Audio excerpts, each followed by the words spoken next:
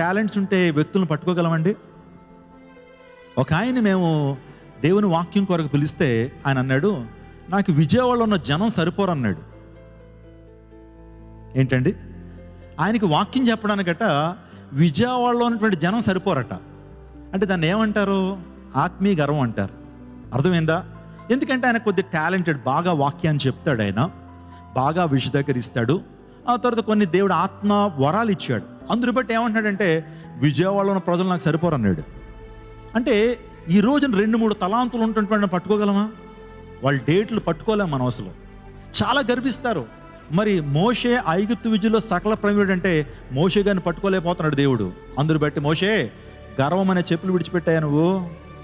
ఆ తర్వాత నీ జీవితంలో లోక స్నేహాన్ని విడిచిపెట్టాయా? నేను ఆశీర్దిస్తానంటే మోషే విడిచిపెట్టాడా లేదా?